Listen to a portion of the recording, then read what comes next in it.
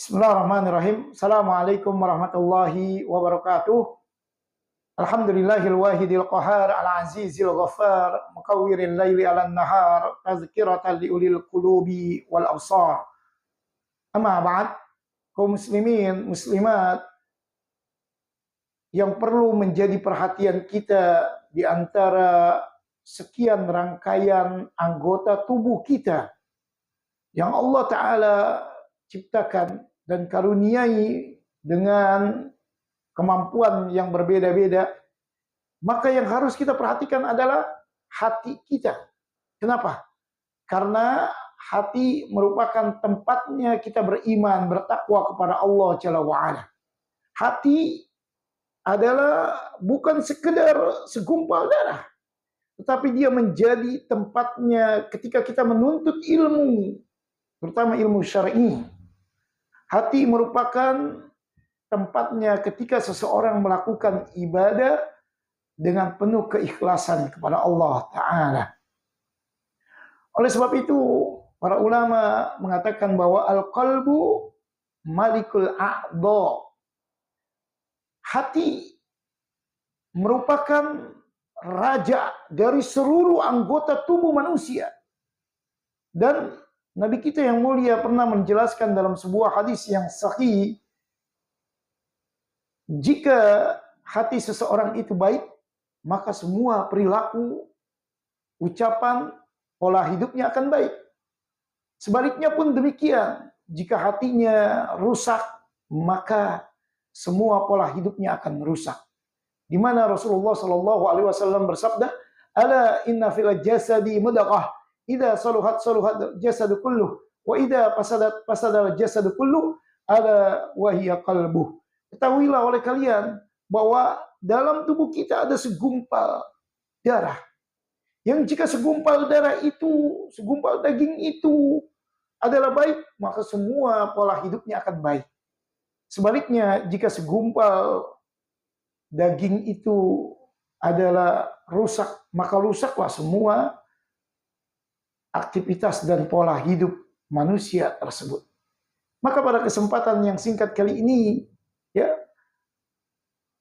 saya ingin menjelaskan ada 5 penyakit yang akan merusak semua aktivitas kita yang disebabkan menjangkit hati-hati manusia. Yang pertama adalah penyakit kesyirikan. Menyekutukan Allah.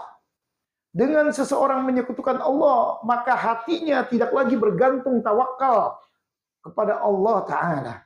Hatinya tidak lagi beriman kepada Allah Ta'ala. Dan tidak mengharapkan kepada yang menciptakan langit dan bumi.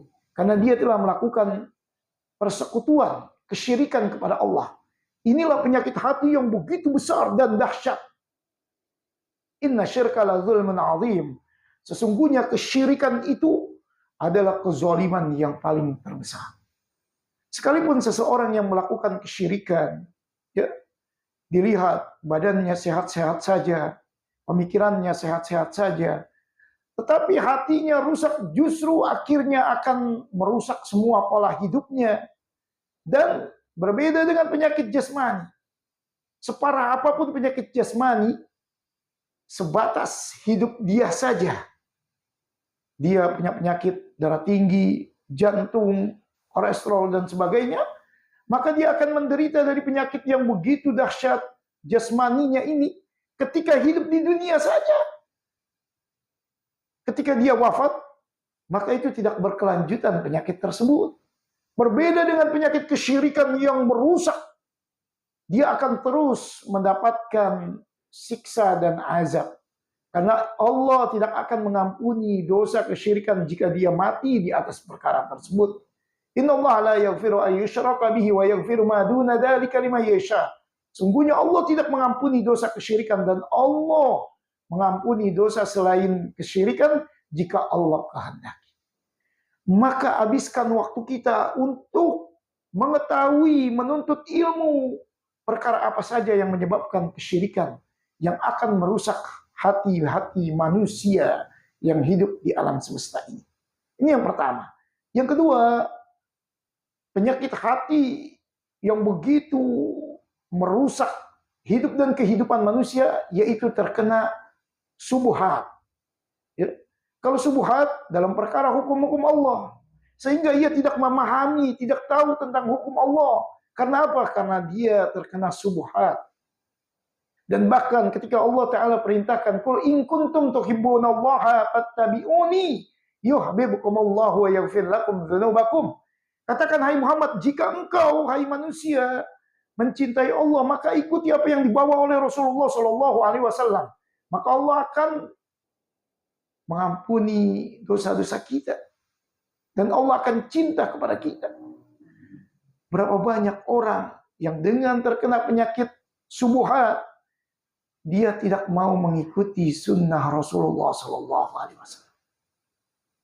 Dengan penyakit subuhat inilah akhirnya keberkahan ilmu yang seharusnya menjadi berkah dalam kehidupannya, dan apa yang telah dipesankan oleh Allah Ta'ala, wa ma atakumur rasulu fakhudhu wa ma nahakum anhu fantahu. Apa yang datang dari Rasulullah ambil, dan apa yang dilarangnya tinggalkan. Karena terkena subuhat, maka dia melakukan hal-hal, terutama perkara kebid'ahan, yang ini akan menyia-nyiakan waktu, tenaga, pikiran dia. Karena semua perkara tersebut ujung-ujungnya adalah tertolak. Man amila amalan laisa alaihi amruna fahuwa raddun. Barang siapa yang melakukan aktivitas ibadah yang tidak pernah diajarkan oleh Rasulullah, karena terkena penyakit subuhat, ya, maka semua ibadahnya itu adalah nihil, tertolak oleh Allah Jalla wa'ala. Yang ketiga, yaitu penyakit hati yang akan merusak daripada semua aktivitas manusia di alam semesta ini, penyakit syahwat. Kalau subuhat berkaitan dengan perkara hukum-hukum yang Allah telah tetapkan, yang dibawa oleh Nabi kita Muhammad SAW. Sedangkan syahwat adalah berkaitan dengan kecintaannya terhadap dunia. Cinta terhadap harta, cinta terhadap kemewahan, cinta terhadap pujian, cinta terhadap jabatan, anak, dan lain-lain sebagainya. Sehingga jika ini lebih dikedepankan, maka terputuslah. Dia akan mengedepankan syahwatnya dibandingkan ibadahnya kepada Allah. Dia akan mengedepankan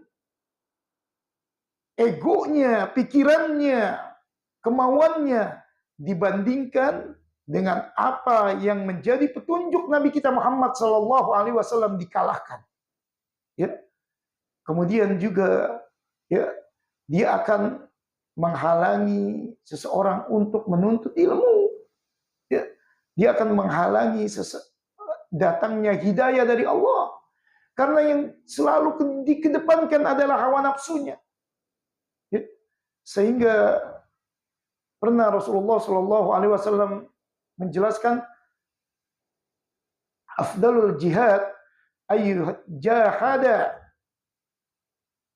Paling afdalnya suatu jihad, hendaklah seseorang ayyuh jahada rajulu nafsahu wa hawahu, yaitu seseorang berjihad melawan dirinya dan hawa nafsunya.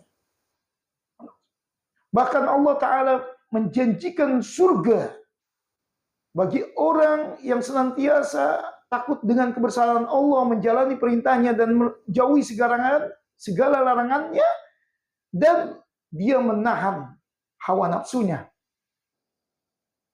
Wa amma man khafa maqama rabbih wa nahan nafsa 'anil hawa fa innal jannata hiyal ma'wa. Ini janji Allah Ta'ala. Jika seseorang ini senantiasa takut dengan kebesaran Allah dan dia menahan dirinya dari hawa nafsu, karena begitu banyaknya cobaan hidup dan kehidupan di alam semesta ini, adanya dunia, adanya rekan, teman-teman, manusia yang lainnya, adanya bisikan-bisikan jiwa, ya, yang meminta sesuatu keluar dari syariat dinul Islam, dan ditambah lagi dengan bisikan syaitan. Sehingga seseorang harus menjaga hatinya daripada perkara syahwat. Yang keempat, yaitu ghaflah, lalai. Ya, hati-hati dengan perkara lalai. Ya, jika seseorang itu lalai, ya, maka banyak redaksi Al-Quran yang mengatakan, lahum qulubun la yafqahuna biha wa lahum adhanun la yasma'una biha wa lahum absaru la yubsiruna biha ulaika kal an'ami bal hum adall. Dia memiliki hatinya tidak diisi dengan ilmu Allah, dengan ketakwaan. Dia memiliki matanya tidak digunakan. Dia memiliki telinganya tidak digunakan. Maka Allah Ta'ala jelaskan, ulaika kal an'am. Mereka itu bagaikan seperti binatang, balhum adall, bahkan lebih sesat dari binatang. Dan bahkan jika seseorang itu lalai meninggalkan perintah Allah, tidak mau tahu tentang hukum-hukum Allah, kelak di yaumil qiyamah Allah bangkitkan dia dalam keadaan buta. Wa man a'rada an dzikri fa inna lahu ma'isyatan dhanka wa nahsyuruhu yaumal qiyamati a'ma. Barang siapa yang berpaling dari peringatan Allah, dia lalai dengan perintah Allah, sibuk dengan dunia, maka Allah akan sempitkan hidupnya. Dan Allah bangkitkan dia pada hari kiamat dalam keadaan buta. Dan bahkan ketika di dunia, ketika dia lalai terhadap perintah-perintah Allah, Allah akan berikan dia, wa may ya'shu an dzikri rahmani nuqayyid lahu syaitanan fahuwa lahu qarin. Allah berikan dia temannya dari kalangan syaitan, baik dari kalangan manusia maupun jin, karena dia berpaling, lalai terhadap perintah-perintah Allah. Dan yang kelima, penyakit hati yang akan merusak hidup dan kehidupan manusia yang ada di alam semesta ini adalah hasad. Padahal Rasulullah Shallallahu Alaihi Wasallam telah memperingati, la tahasadu, jangan kalian itu saling hasad. Ya, dia iri dengan karunia yang Allah Ta'ala telah tetapkan terhadap temannya, kerabatnya, tetangganya, dan yang lain-lain. Padahal iri yang ada dalam jiwa seseorang, kalau kita perhatikan dan kita telaah dengan akidah Ahlus Sunnah wal Jamaah, Allah telah menetapkan karunia yang Allah berikan kepada seseorang tidak akan berubah sekalipun dia iri. Dia iri dengan tetangganya, mungkin tetangganya maju usahanya, mungkin jabatannya, mungkin anaknya banyak dan sebagainya. Dia iri. Maka keirian dia terhadap seseorang tersebut, hasadnya dia terhadap tetangganya tersebut, tidak akan mengurangi sedikit pun dari ketetapan Allah yang Allah telah tetapkan 50.000 tahun sebelum penciptaan langit dan bumi. Ini adalah menjadi penyakit yang akan merusak dari hidup dan kehidupan manusia. Mudah-mudahan yang singkat ini 5 perkara yang merusak hati, penyakit hati yang merusak daripada aktivitas manusia. Saya ulangi lagi, yang pertama adalah kesyirikan, yang kedua adalah subuhat, yang ketiga adalah syahwat, yang keempat adalah ghaflah, lalai, dan yang kelima adalah hasad. Ini akan merusak daripada aktivitas hidup dan kehidupan manusia yang ada di alam semesta ini, baik di dunia dan akan berkelanjutan kelak di yaumil qiyamah. Mudah-mudahan ini bermanfaat bagi kita semua. Subhanakallahumma wa bihamdika asyhadu an la ilaha illa anta astaghfiruka wa atubu ilaik. Assalamualaikum warahmatullahi wabarakatuh.